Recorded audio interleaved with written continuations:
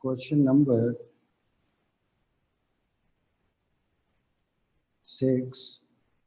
Show that the points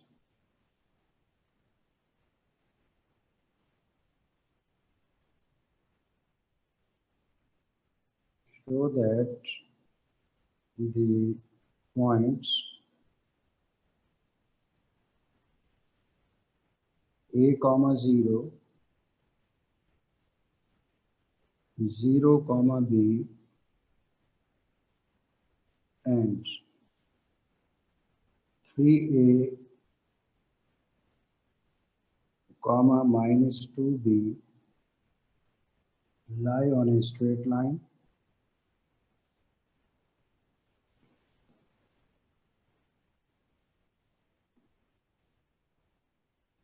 And also find equation of that straight line. Find equation of a straight line also.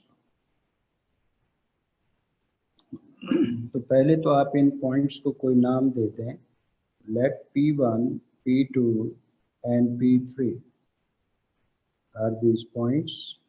A comma 0, 0 comma B and 3A comma minus 2B.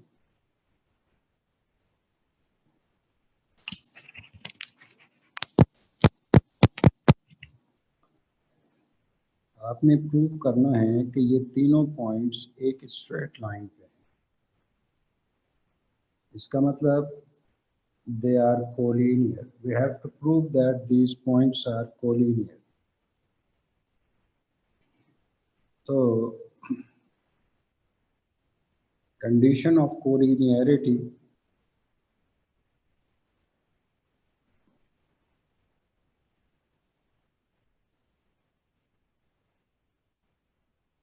जोहा एजाज, आप unmute कीजिए और बताइए क्या है condition of collinearity.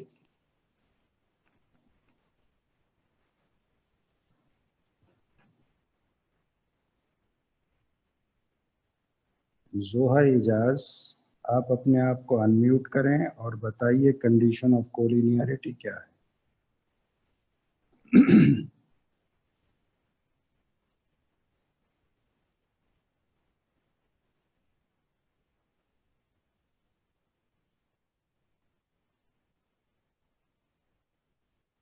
तो जोहा एजाज, मेरा ख्याल में ना इनका कैमरा ऑन है, ना ही ये जवाब देना पसंद कर रही हैं.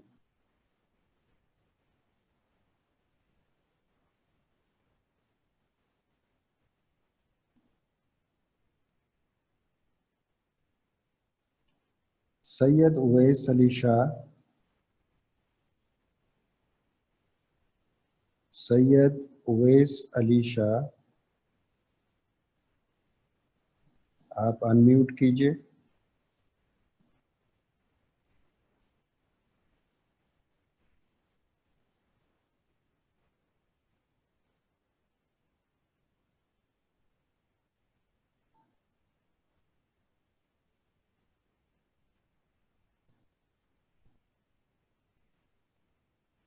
तो सैयद उवैस अली शाह, ये भी मेरा ख्याल में क्लास में मौजूद नहीं है. ना इनका कैमरा ऑन है, ना इनको कोई जवाब देना होता है भाई.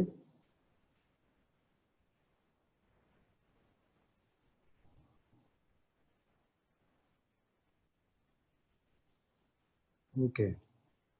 तो अब हिफ्जा शहजाद, आप अनम्यूट कीजिए, अपने आप को अनम्यूट करें और मुझे बताइए कि कंडीशन ऑफ कोलिनियरिटी क्या है.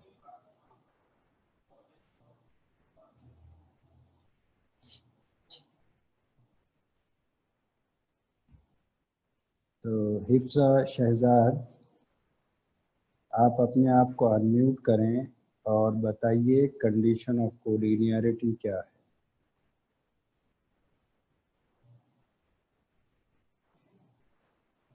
तो अभी तक हिफ्सा शहजाद का भी कैमरा ऑन नहीं हो सका और माइक भी गालिबन ऑन नहीं हो सका।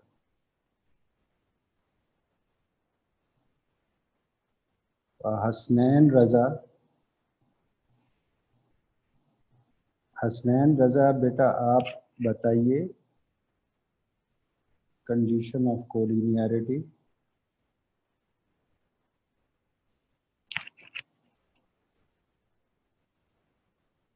हसनैन रजा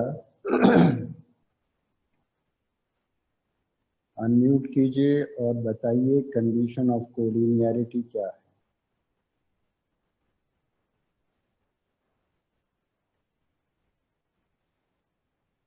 तो गालिबन हसनैन रजा भी ना तो उनसे माइक ऑन हो रहा है और ना ही कैमरा ऑन हो रहा है। तो अब एमन आप अपने आप को अनम्यूट करें और बताइए।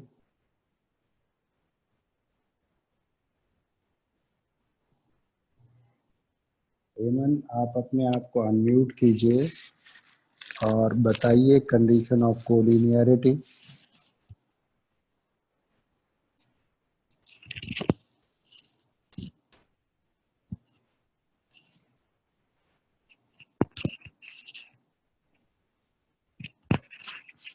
तो बेटा आपको हाथ खड़ा करने की जरूरत नहीं है।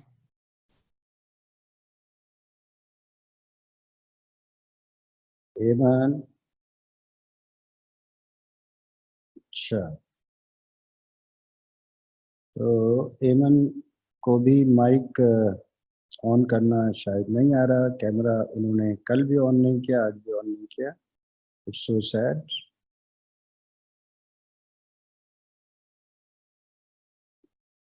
अब हैं एलाफ शाहिद। एलाफ शाहिद आप अनम्यूट कीजिए अपने आप को और बताइए कंडीशन ऑफ कोलिनियरिटी क्या है।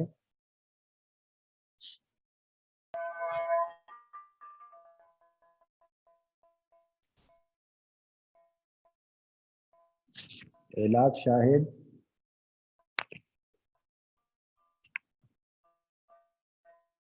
बेटा अनम्यूट तो कर दिया, कुछ बोल भी दीजिए। अस्सलाम वालेकुम सर। वालेकुम अस्सलाम। सर आवाज आ रही है?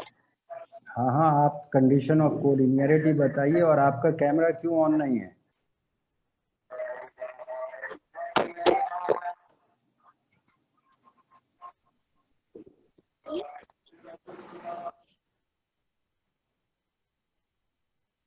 Sir due to light issue.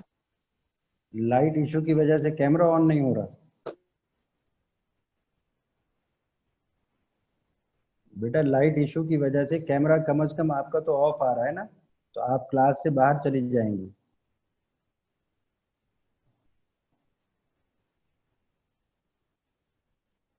और कंडीशन ऑफ कोलिनियरिटी गायब है।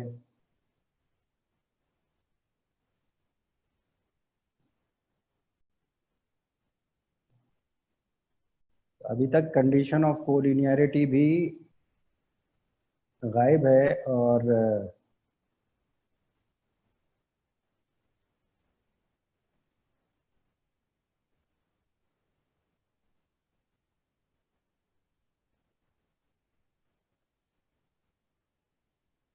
ओके, तो यानी कंडीशन ऑफ कोलिनियरिटी जो कि कम से कम कोई 10 दफ़ा तो डिस्कस हुई होगी, उसके बावजूद भी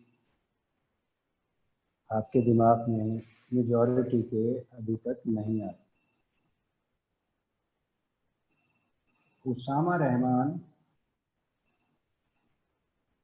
उसामा रहमान आप अपने आप को अनम्यूट कीजिए। सर वालेकुम अस्सलाम। सर आपका कंडीशन ऑफ कैमरा कॉलिनैरिटी। जी जी सर। पहले तो ये बताइए कि आपका कैमरा क्यों ऑन नहीं है। सर मैं बेसिकली मैकबुक पे अपना ऑनलाइन क्लास ले रहा हूँ, जूम एक्चुअली डिटेक्ट कर नहीं पा रहा। अच्छा अच्छा, कंडीशन ऑफ कोलिनियरिटी बताइए। सर कंडीशन ऑफ कोलिनियरिटी है P1 P2 is equal to P2 P3 is equal to P1 P3। ये कंडीशन ऑफ कोलिनियरिटी है। तो वेरी सैड बेटा।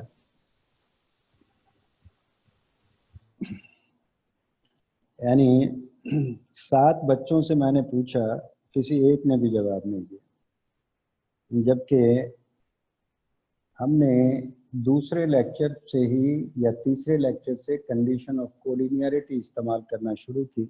सम of two segments is equal to third segment. अब वो बच्चा कह रहा है कि P1 P2 is equal to P2 P3 is equal to P1 P3, हालांकि sum of these two segments is equal to this total segment। ये है condition of collinearity। by using distance formula आप ये प्रूव कर सकते हैं। दूसरा तरीका ये है कि अगर P1 P2 P3 कोलिनियर हैं तो थोड़ा कॉमन सेंस इस्तेमाल करें कि इस फर्स्ट सेगमेंट यानी P1 P2 का slope, second segment P2 P3 का स्लोप और थर्ड सेगमेंट P1 P3 का स्लोप ये सब बराबर होने चाहिए। क्यों बराबर होने चाहिए? क्योंकि ये एक ही स्ट्रेट लाइन पे है। तो इसका मतलब according to condition of question, if P1 P2 and P3 are collinear, then अब या तो आप कहेंगे P1 P2 plus P2 P3 is equal to P1 P3, sum of two segments is equal to third segment, या फिर आप कहेंगे slope of P1 P2 it must be equal to slope of P2 P3, it must be equal to slope of P1 P3। slope of P1 P2 it must be equal to slope of P2 P3, it must be equal to slope of P1 P3। तो मेरा ख्याल में slope use करना, distance तो आप already 2.1 से पढ़ते आ रहे हैं, स्लोप यूज करते हुए ये प्रूव करना मेरा ख्याल में ज़्यादा आसान होगा। तो first we find slope of P1 P2, it is equal to y2 minus y1 upon x2 minus x1, y2 minus y1 upon x2 minus x1। तो P1 is first point, x1 y1, P2 is second, x2 y2। तो ये हो जाएगा b minus 0 divided by 0 minus a। इसका मतलब it is b upon minus a, इसका मतलब minus b upon a। ये हो गया स्लोप ऑफ P1 P2। इसी तरह स्लोप ऑफ P2 P3 भी फाइंड करें। स्लोप ऑफ P2 P3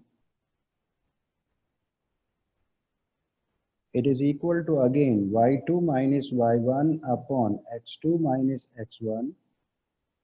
तो ये हो जाएगा P2 is first point x1 y1, P3 is second point x2 y2। So it becomes minus 2b minus b divided by 3a minus 0।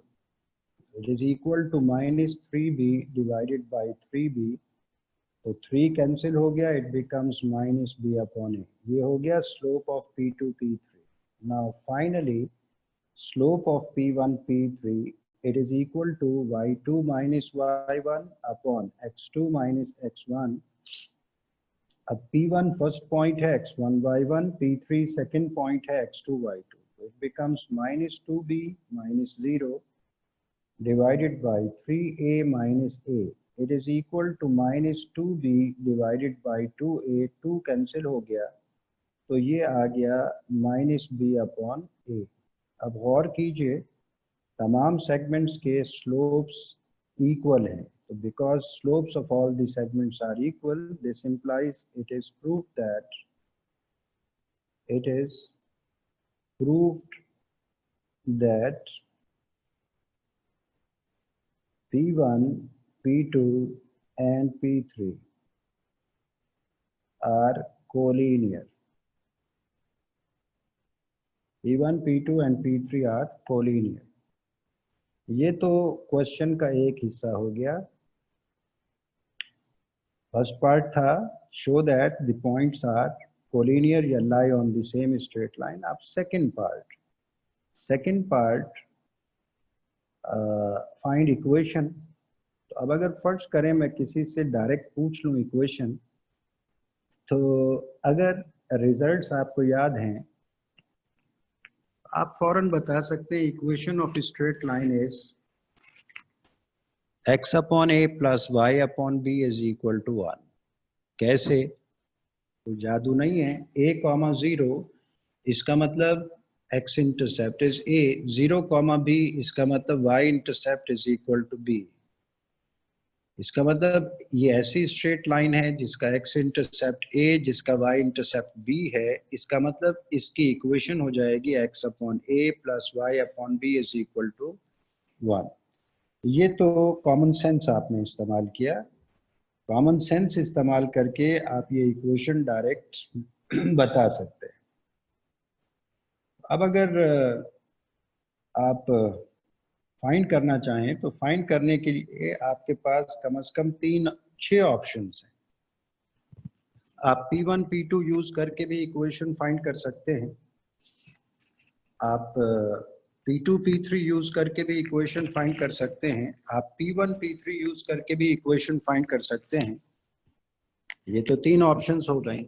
आप सिर्फ P1 use करें और स्लोप आप फाइंड कर चुके हैं ऑलरेडी तमाम सेगमेंट्स का. कोई सा भी स्लोप यूज कर लें. फिर P2 यूज किया जा सकता है, फिर P3 यूज किया जा सकता है. 3 ये ऑप्शंस हो गए.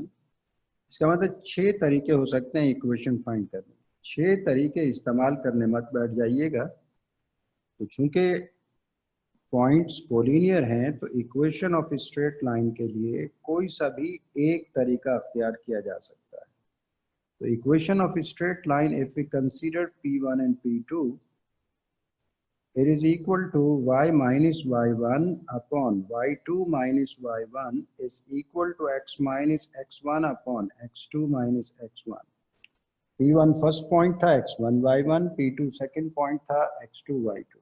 वैल्यूज पुट कर लें तो ये हो जाएगा y minus 0 divided by b minus 0 is equal to x minus a divided by 0 minus a. It becomes y divided by b is equal to x minus a divided by minus a. Cross multiply कर दें. Minus a into y is equal to b into x minus a. It is minus ay is equal to bx minus ab.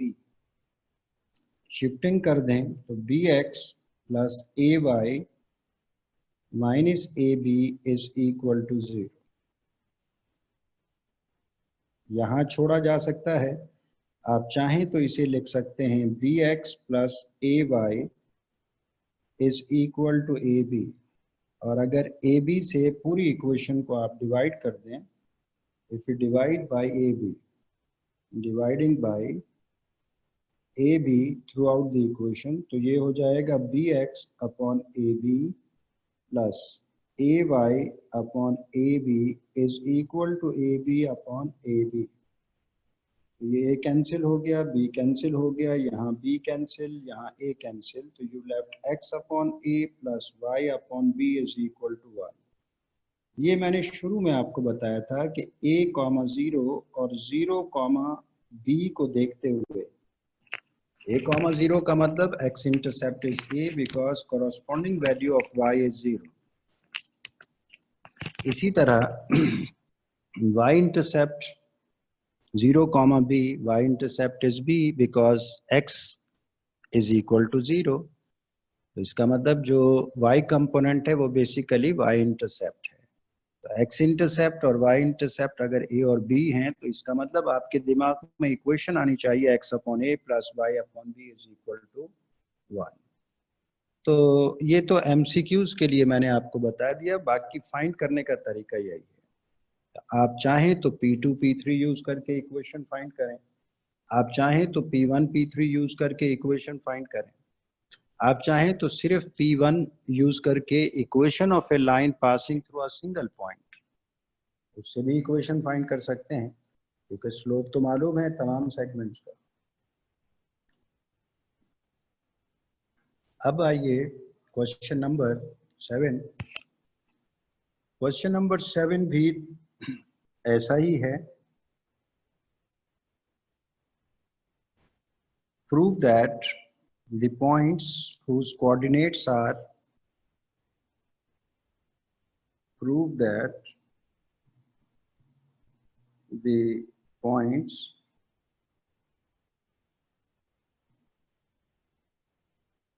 whose coordinates are respectively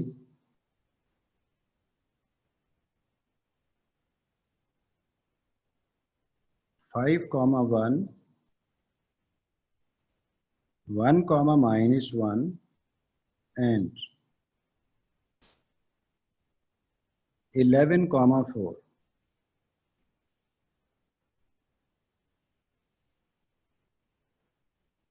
Prove that the points whose coordinates are 5, 1, 1, -1 and 11, 4 lie on a straight line.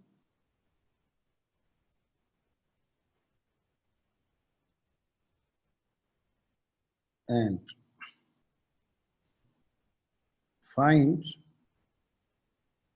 intercepts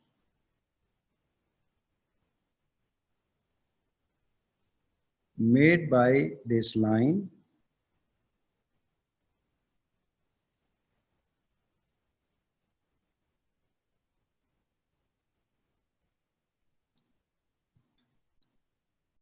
on the axis.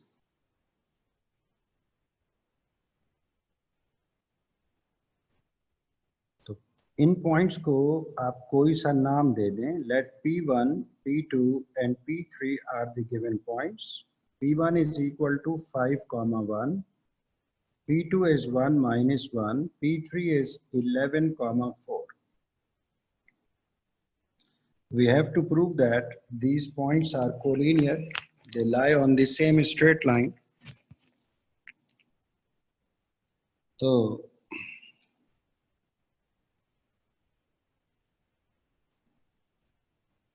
condition वही, if points are collinear, if P1, P2 and P3 are collinear, then slope of P1, P2, it must be equal to slope of P2, P3. It must be equal to slope of P1, P3. ये slopes तमाम segments के एक दूसरे के बराबर होने चाहिए। ये तो हो जाएगा क्वेश्चन का फर्स्ट पार्ट। ये हो जाएगा क्वेश्चन का फर्स्ट पार्ट। तो प्रूव कीजिए पहले तो slope of P1, P2 is equal to y2 minus y1 upon x2 minus x1. y2 minus y1 upon x2 minus x1. P1 is first point x1 y1, P2 is second point x2 y2. तो ये हो जाएगा -1 divided by 1 minus 5. It is equal to -2 divided by -4. It is equal to 1 upon 2. ये तो हो गया first segment का slope. Now find slope of the second segment. Slope of P2, P3 formula तो वही रहेगा y2 minus y1 upon x2 minus x1. P2 is first point x1 y1, P3 is second x2 y2. It becomes 4 minus into -1 divided by 11 minus 1. So it is equal to 5 divided by 10. Cancel हो गया, again 1 upon 2. Now find slope of P1, P3. It is equal to y2 minus y1 upon x2 minus x1. P1 is first point x1 y1, P3 is second point x2 y2. So it is 4 minus 1 whole divided by 11 minus 5. Now it is equal to 3 divided by 6, and 3 divided by 6, it is again 1 upon 2. The slope of all the segments are equal. इसका मतलब it is proof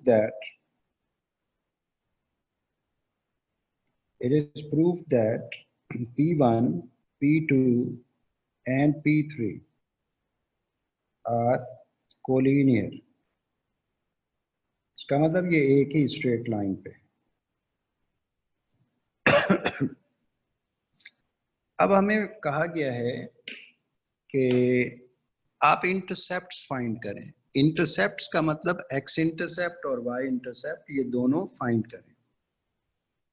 तो अब intercept find करने के लिए आपको equation की ज़रूरत होगी, तो पहले तो इक्वेशन मालूम कर लें। इक्वेशन फाइंड करने के लिए आप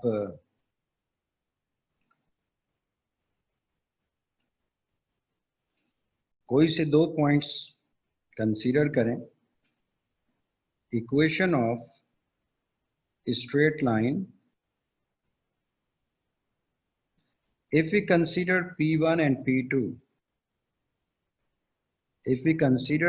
and P2, y minus y1 divided by y2 minus y1 is equal to x minus x1 divided by x2 minus x1. Y minus P1 is first point, x1 y1, P2 is second point, x2 y2. तो y minus y1 यानी 1, y2 minus y1 यानी -1 is equal to x minus x1 is equal to 5 divided by x2 minus x1, 1 minus 5. It is y minus 1 divided by -2, it is equal to x minus 5 divided by -4. Minus cancel हो गया, तो ये 2 भी cancel हो गया। 2 को shift कर दें तो 2 multiplied by y minus 1 is equal to x minus 5। तो 2y minus 2 is equal to x minus 5। 0 is equal to x minus 2y minus 5 plus 2। इसका मतलब x minus 2y minus 3 is equal to 0। ये straight line की equation हो। आपको सिर्फ equation find करने के लिए तो कहा नहीं गया, आपसे कहा गया है find intercepts made by this line with the axis. इसका मतलब find x intercept as well as y intercept.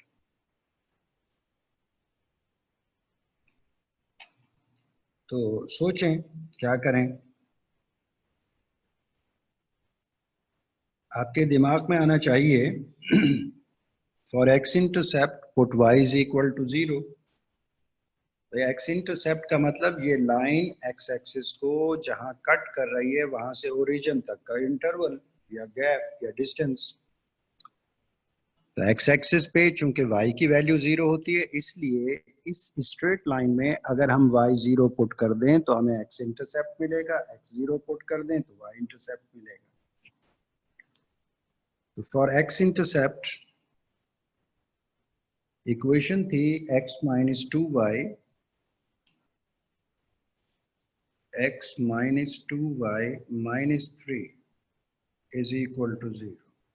For x intercept,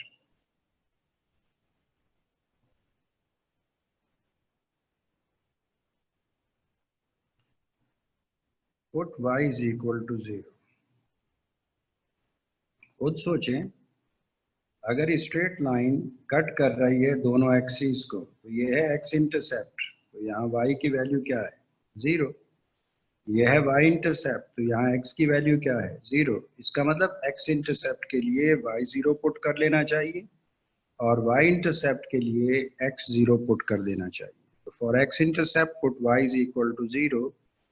x minus 2 into 0 minus 3 is equal to 0। x minus 0 minus 3 is equal to 0। x minus 3 is equal to 0, so x is equal to 3. And for y intercept, For y intercept, put x is equal to 0. x की value 0 put करें तो x minus 2y minus 3 is equal to 0. 0 minus 2y minus 3 is equal to 0. Minus 2y minus 3 is equal to 0. So minus 3 is equal to 2y. यानी 2y is equal to minus 3. इसका मतलब y is equal to minus 3 upon 2. x intercept भी मालूम हो गया, y intercept भी मालूम हो गया. ये तरीका तो ठीक है, आपको करना भी इसी तरह चाहिए. अगर कोई बच्चा वाकई थोड़ा सा सेंसिबल बच्चा है तो वो ये काम किसी और तरीके से भी कर सकता है. सोचें, x minus 2y minus 3 is equal to 0. आपसे इंटरसेप्ट पूछे गए हैं, यानी a और b पूछा गया है, तो आप इसकी शक्ल x upon a plus y upon b is equal to 1 जैसी बना लें. इसके लिए माइनस 3 को आप शिफ्ट कर दें तो x minus 2y is equal to 3. चूंकि 2 इंटरसेप्ट फॉर्म में राइट साइड पे 1 होता है तो 3 से डिवाइड कर लें. 3 अपॉन 3 ये कैंसिल हो गया. x upon 3 minus 2y upon 3 is equal to 1. अब राइट साइड पे 1 आ गया. x अपॉन 3 का मतलब it is similar to x upon a, तो a की जगह 3 है. फॉर्मूले में या इक्वेशन में होता है प्लस, तो यहाँ प्लस लाइए. तो यहाँ प्लस लाने के लिए x upon 3 plus into minus 2 upon 3y. Equation याद है तो y upon b is equal to 1. y upon b इसका मतलब x upon 3 plus y divided by minus 3 upon 2. आप माइनस 2 अपॉन 3 को डिनोमिनेटर में ले जाइए, माइनस 2 को, तो वो हो जाएगा माइनस 3 अपॉन 2. खुद सोचें कि माइनस 3 अपॉन 2 जब ये मल्टीप्लिकेटिव फॉर्म में आएगा तो क्या बन जाएगा? माइनस 2 अपॉन 3 बन जाएगा, वही चीज़ आ जाएगी, is equal to 1. Now it is exactly similar to x upon a plus y upon b is equal to 1. तो a की जगह 3 है, it is x intercept. b की जगह पे माइनस 3 अपॉन 2 है, it is y intercept. तो आप इसी तरह से ही काम करें जैसे हमने यहाँ कराया है काम. ये तो मैं वैसे ही बता रहा था कि अगर बेल फर्ज इक्वेशंस आपके दिमाग में हैं और हर वक्त है तो आप फौरन भी बता सकते हैं. Just the given equation with by comparing with two intercept form. तो कल का लेक्चर मैंने आपको नहीं भेजा था, आज भेज देंगे हम वो लेक्चर, कल वाला भी और आज वाला भी. टेंशन मत लीजिएगा और आप लोग एक्टिव रहा करें. आज मैंने 7 लोगों से कंडीशन ऑफ कोलिनियरिटी पूछी, एक ने भी जवाब नहीं दिया है. कम से कम स्लोप का सेंस नहीं था. तो sum of 2 segments is equal to third segment, ये तो 2.1 से पढ़ते हुए आ रहे हैं. दिस इज 2.5, बल्कि चैप्टर नंबर 2 तकरीबन एंड पे है, तो इट्स वेरी अनफेयर. और दूसरा ये कि मुझे लगता है कि आप लोग अटेंडेंस लगा लेते हैं, तो ये जो माइक ही नहीं खुलते आपके, सवाल पूछा जाए टीचर बेचारा सो जाए, और दूसरा कैमरा ऑन नहीं होता, इसका मतलब ये है कि आप सिटिंग पोजीशन में नहीं होते हैं. कैमरा ऑन नहीं होगा, मेरी नज़र पड़ेगी तो मैं आपको क्लास में अलाउ नहीं करूँगा, याद रखिएगा. Okay, thank you very much.